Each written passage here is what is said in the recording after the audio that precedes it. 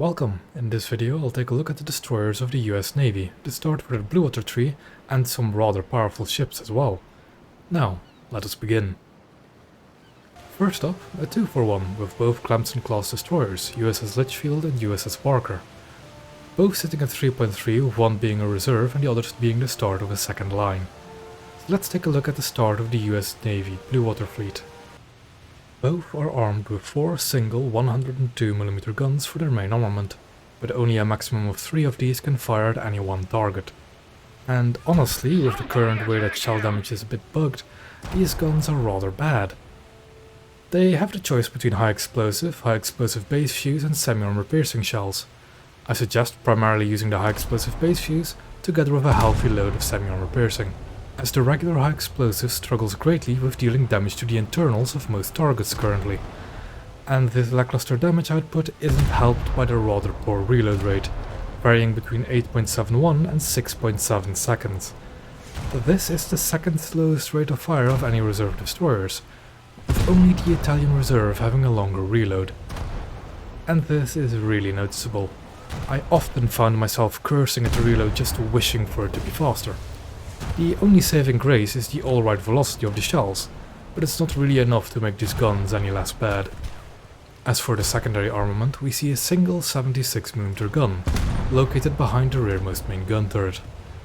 It can be used against coastal vessels if you're in dire straits, but in most cases it'll serve as your anti-air.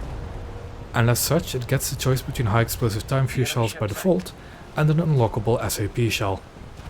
I recommend just using the high explosive time fuse shell as it is on Litchfield the only anti-air defense. And even in that role I wish you good luck, seeing that the reload of this 76mm gun is identical to the main guns, which, as you should recall, wasn't very good. When it comes to actual anti-air defenses, only Barker has some actual guns in the form of 2 single 20mm cannons, one on each side of the ship. The Orlikon 20mm gun should be quite a well-known weapon for most of you, so I won't talk too much about it. But they provide some decent protection for Barker, both from air targets and small coastal vessels, just not nearly enough to actually rely on. When it comes to the explosive armament, they both carry 12 torpedoes and 4 triple launchers, with 2 of these launchers on either side of the ship. However, Litchfield and Barker carry different torpedoes. The reserve Litchfield carries torpedoes with a payload of 146 kg of TNT. This, combined with a range of 9.14 km and a rather bad speed of 50 km an hour, these torpedoes are, as you can imagine, not the best. Now when it comes to Barker, it is luckily not the same story. These torpedoes have a payload of 224 kg of TNT, and depending on whether you have the torpedo mode modification equipped, a range of 5.5 km with a speed of 83 km an hour, or a range of 9.15 km with a speed of 62 km an hour. So certainly a better loadout compared to the reserve Litchfield, especially if you don't equip the torpedo mode modification. Now, as for mobility, the Clemsons are actually pretty alright, with a top speed varying between 56 and 65 km an hour. Sure, it takes a bit of time to get up to that speed and slow down, but pretty alright still. Rudder response is also pretty great, though the turning circle itself is rather large, so their mobility is a bit of a mixed bag, with its strengths and its weaknesses. Their survivability, on the other hand, is again rather poor. The rather high freeboard and the large engine space makes them susceptible to taking a lot of damage rather quickly. The open gun mounts also don't help, as any high explosive shell detonating near them will knock them out. Be prepared to lose your ship fast in the Clemsons, as there's not going to be much else that will happen when you're taking fire. So, playstyle. A bit of a tricky one, but I suggest staying at range. The guns have decent velocity, and with a low rate of fire you really don't want to be a frontline fighter in either of the Clemsons. Use cover, stay at range. The Clemsons don't do well against other destroyers, and don't have the defenses to go into the coastal waters and get away without a torpedo or a depth charge to their hull. So again, stay at range and be careful whose attention you want to get. So, normally I'd get into the pros and cons, but I've redone them a bit to be a much more general summary. So, the main armament of the Clemsons is lacking, no escaping it. The secondaries aren't much better, though Barker having those 220mm does make her AA somewhat better. The torpedoes are a mixed bag, with the ones on Litchfield being rather bad, but the stock ones on Barker are usable. Their mobility is luckily quite decent, but it's quickly undercut by the rather poor survivability. So, what's the verdict? Skip them. Yes, I recommend you do not try to spade these ships. I suspect most of it is down to the fact that there's a bug at the moment with fragmentation of the explosive shells, which I believe is the main cause for their poor damage output. But even if that got better, I don't think they'd deserve a verdict any higher, as they'd still be easily outgunned. Up next we see Farragut class USS Alywin. A bit of a jump to 4.0, let's see how she performs. With a BR jump like this, we can see a jump in firepower, with 4 single 127mm guns, which are 38 calibers long. These guns will be the mainstay on all US destroyers, with one exception we'll cover later. These guns have the choice between high explosive variable time fuse, and 2 semi-armor piercing shells.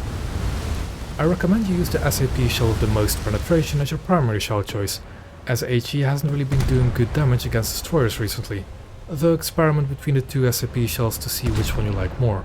HEVT is also a valuable shell to take with you to deal with air targets, as these guns do have a decent reload varying between 5.2 and 4 seconds. And their traverse is also more than good enough for tracking fast aircraft. As for anti-air armament, we have 8 single 20mm guns. A decent defensive anti-air suite, though perhaps lacking in range. But the HEVT on your main guns supplement this really well, so keep an eye to the sky whenever you can. You could rely solely on the 20mm without being in too much danger, but I still recommend dealing with aircraft personally. No one likes losing their ship to a sneaky aircraft. Explosive armament, Alywin carries 8 torpedoes and 2 quadruple launchers, and 4 depth charges. But no one cares about depth charges on blue water vessels, so I won't mention them from here on out. The torpedoes are identical to the ones you can find on USS Barker, and you will see these torpedoes on nearly all destroyers in the US 3, so you better get used to them. These are pretty alright torpedoes all in all, as long as you don't equip a torpedo mode modification. As for mobility, Alywin is pretty alright, with a top speed varying between 58 and 68 km an hour. Her turning circle is pretty good too, but the engine and rudder response are a bit on the slow side. So, once you get Alywin moving, she's solid. It just takes a little bit of effort to get her to move. Survivability wise, Alywin is standard for a destroyer, though her open gun mounts are certainly a weak point. Other than that, there's nothing too special to mention about Alywin. So playstyle. Alywin is just your typical destroyer. It has solid guns, decent mobility and standard survivability. I find it performs better at closer ranges as the guns don't have the best shell velocity, but other than that, it's a perfectly fine destroyer. So, to summarize, good main gun firepower, alright anti-air, though with somewhat limited range. The torpedoes are also decent, though with somewhat limited range, but still more than workable. Mobility is alright and is mainly hampered by a slow reaction time, but once you're in the turn or at speed, Alywin's mobility is good. Survivability is nothing special, though the open gun mounts are a bit painful at times. As for the verdict, spade it. Alywin certainly is not the best the US Navy has to offer, but it's a solid destroyer nonetheless. Breaking into rank 2 with a recent addition to the US Navy line, and partially the reason why I wanted to make this video first. USS Mitscher. A somewhat modern destroyer, it is quite different from what you'd expect at 4.3, but is she too good for that BR? Let's take a look. Mitscher is a more modern destroyer and the armament certainly reflects this, with 2 single 127mm guns which are 54 calibers long. These have longer barrels and a faster fire rate than the usual 127mm guns we see on the other US destroyers. The shell choice is still familiar, with a high explosive shell, semi-armor piercing shell and a high explosive variable time fuse shell. These are overall better compared to the shells on the other destroyers, though still fulfill the same role. They just do so better. The rate of fire, of course, also has to be mentioned, with a reload varying between 1.95 and 1.5 seconds. There are, however, some drawbacks, those being the somewhat poor accuracy, and the oddly low velocity of the shells. The latter of these being particularly weird, as these guns are supposed to have a higher shell velocity than the other 5-inch 38s. So something went wrong there, as these 5-inch 54s don't have the advantage in velocity. Alright guns, but nothing too ridiculous. One thing to note as well though is the somewhat low ammo count that these guns can carry for their rate of fire. You're not likely to run out of ammo, but you might run out of one or more ammo types if you're not careful. For secondaries we see two dual 76mm guns which are identical to those found on the Japanese frigate and USS Pittsburgh. These guns have a relatively high rate of fire and can equip an HEVT shell when you unlock it, which I highly recommend you do. They do overheat relatively quickly though, so they can only fire at targets in bursts. But they're a very solid long-range anti-air, and even quite decent against surface targets. As for the smaller caliber anti-air guns, we have 4 dual 20mm Oerlikon guns, so 8 in total. You know what these are like from USS Alywin, but they feel a bit lackluster on Mitscher, mainly because they get outshined by these 76s. Now, the explosive armament is both interesting and pretty useless. Mitscher carries 4 torpedoes and 2 dual launchers which are placed on the side of the ship, angled somewhat forwards. But it's their stats that make them rather bad. With a payload of 196 kg of TNT and a range of 13.71 km with a speed of 50 km an hour. The poor speed and low number of torpedoes and that they're fixed in the hull are all factors that make them difficult to work with. I suggest not taking them. Then there's the anti-submarine rocket launchers, the perhaps familiar weapon Alpha launchers also found on the Japanese frigate Isuzu. The payload of 133 kg of TNT per rocket seems fun, but these rockets have a maximum range of 600 meters. In other words, they're useless. Don't take them. You'll see why later. For mobility, Mitscher is coincidentally pretty similar to Alywin, with a top speed varying between 58 and 68 km an hour. Luckily, the response time of the engine and rudder are much better, and the turning circle is not that much larger considering the large size of the Mitscher. Overall, solid mobility. Now, survivability is a bit of a weak spot. Mitscher is massive, huge even, and what also doesn't help is the location of the ammo racks. The munition for the 76s are well above the waterline, and so are the rockets for the weapon Alpha. That's the main reason you don't want to equip the weapon Alpha, by the way. Those ammo racks hold almost 2.5 tons of TNT each, so please be aware of that. The engines are also massive and take a lot of crew damage. If you can get Mitscher quickly, you're still somewhat in luck, as it seems most people don't yet fully know about the vulnerable ammo stores. But yeah, the survivability of Mitscher isn't bad per se, but there are some glaring weak points. As for playstyle, you want to get up close. The main guns don't perform well at range at all, and the barrage of fire that Mitscher can dish out can overload the less experienced players you'll find at the BR of 4.3. Her sheer size can also be rather intimidating when closer to the enemy. Mitscher is a decent destroyer all round, as long as you don't face an opponent with competent aim. Then you could be in trouble. So to summarize, main armament is decent, but lacks in range. Secondary armament is very good, more so against air than surface targets, but is decent for both. Anti-air is a bit lackluster for a vessel of this size, but it could be worse. Explosive armament isn't worth bringing with you, as it'll pose more of a risk to you than to the enemy. Mobility is good for a vessel of this size, but because of this size, the survivability does take a hit, especially with all that exposed ammo. The verdict?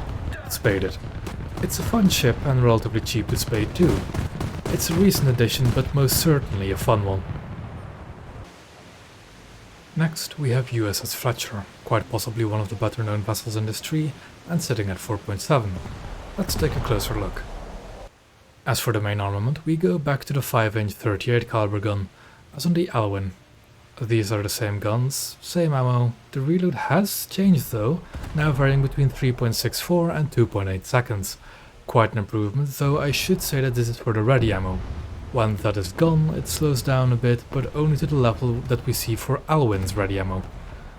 Though still not bad. I'm just going to say this now, but we're going to see this gun with these stats on all other destroyers going forward, so I won't talk about the shells or gun performance. What is more unique is the mounts that these guns are in. In this case, 5 single mounts. They're fully enclosed, so not quite as easy to knock out by gunfire, They have excellent reverse rates, so you can quickly switch targets. Overall solid guns, though I personally find their lower velocity a bit difficult to work with, but that's just me. As for her anti-air, Fletcher carries 6 single 20mm organs. A familiar weapon by now, but they're also supported by a dual 40mm Bofors mount. This mount is located quite well with good firing angles, but these two guns alone aren't quite enough to deal with aircraft reliably.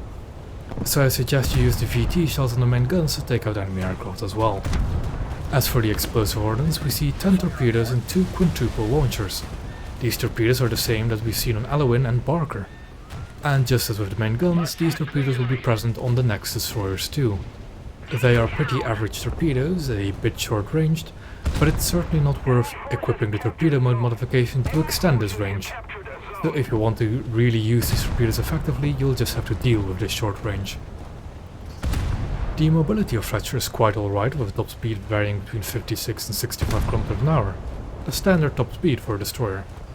It takes Fletcher a bit of time to reach the speed and slow down, but nothing too out of the ordinary. A great plus though is her turn rate. Fletcher can turn really sharply, which will be a great help for when you enter a small corridor or you have to dodge some torpedoes. Now, when it comes to survivability, this is perhaps where we see one of the greatest advantages of Fletcher and the destroyers that will follow. They actually have some additional armor.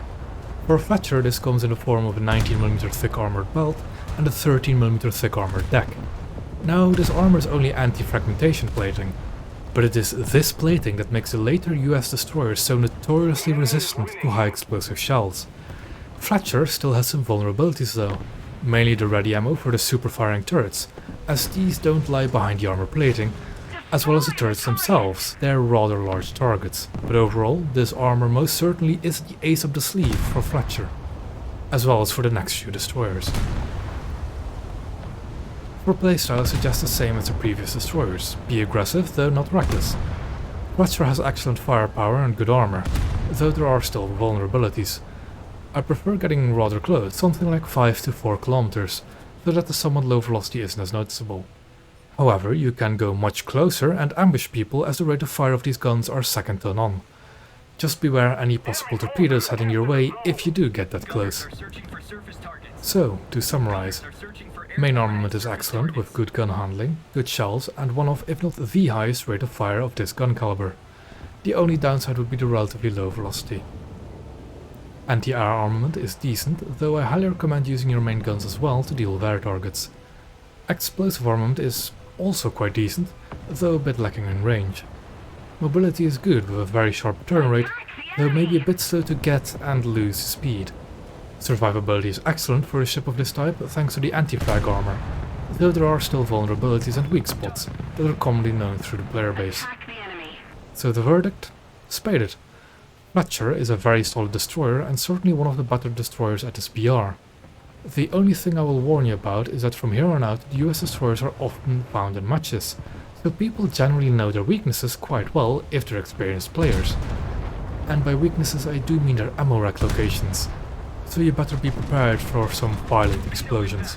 Last of the rank 2s we have USS Sumner, still sitting at 4.7 and a bit of a personal favourite of mine.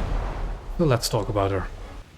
As for main armament, we see the now familiar 127mm gun, though there are now 6 of them in 3 dual mounts.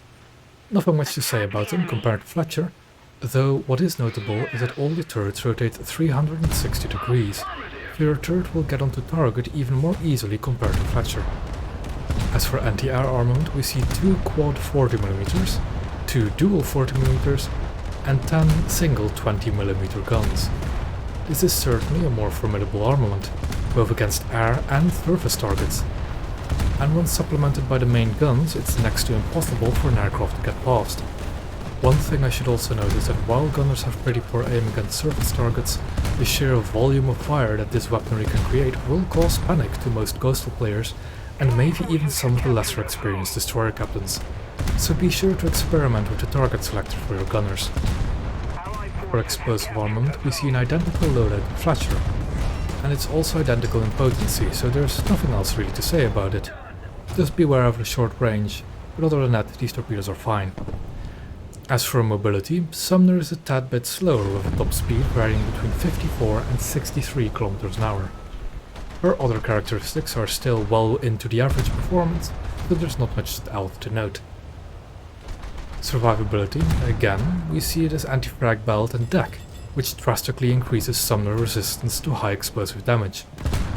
One thing to note though is that this belt doesn't cover the ready ammo for the frontmost turret, but that shouldn't be too much of a worry, unless you face somebody who knows about this. As for playstyle, I personally love using Sumner as a close-range brawler. The oppressive gun armament makes her queen of the short range, and the torpedoes can make a knife fight a whole lot more interesting. There are of course a lot of risks, but if you've got your head on a swivel, you should be more than fine, though again, aggressiveness doesn't mean recklessness. You should know when you should go to the enemy, and when you should let the enemy come to you.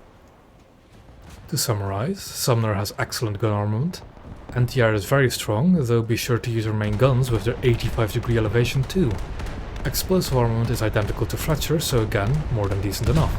Mobility is still more than good enough, but a tiny bit worse than Fletcher in this regard. Survivability is again excellent thanks to the anti-frag armor, but the turrets are rather vulnerable, and of course it's only excellent in comparison to other destroyers. She's not going to tank a full broadside from a cruiser. Verdict? Spade it. Sumner is by far my favorite American destroyer. She's incredibly adaptable no matter the situation, and in the hands of a skilled player, a gem to be sure. Now, to end this video the way I started it, with a 2-for-1. USS Somers and USS Porter, both sitting in rank 3 at 5.0. They're incredibly similar vessels, and many of you may know them well enough through USS Moffat, the premium equivalent to these two. Let's take a closer look. For main armament, we again see the rapid-fire 127mm gun, this time 8 in total in 4 dual mounts. But these dual mounts are a bit worse compared to the ones on Sumner, with a lower rotating speed of 15 degrees per second compared to 25 degrees per second on Sumner, and a lower maximum elevation of 35 degrees. It's still a devastatingly effective armament against most surface targets, be sure of that, but these limitations should be taken into account when using either of these two ships. As for anti-air, both are armed with 2 Chicago pianos, which are quad 28mm guns, and both also have 2 50 cal mounts. On Somers these are single 50 cal mounts, but on Porter these are twin mounts. Not that it makes much difference really.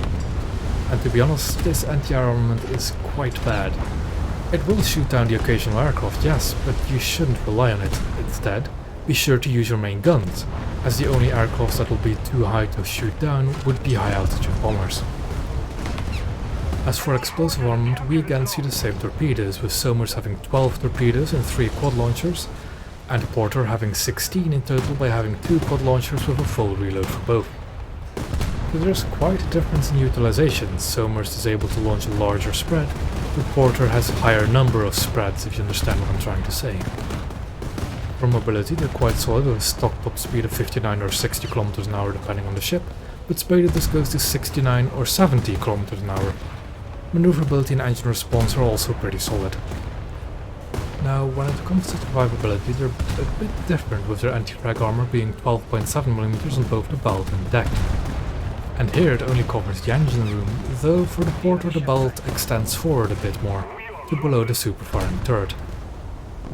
Now, I'm going to do something a bit different because I want to tell you how to kill these ships, mainly because of the premium version USS Moffat, which is a premium Porter, by the way. If you have a destroyer of this BR, I'm sure you already know how much of a threat Moffat can be.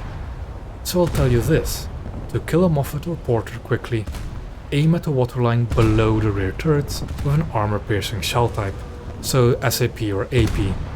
In most cases, this will ammo rack the Moffat/Porter in only a few salvos, either by fire or direct impact.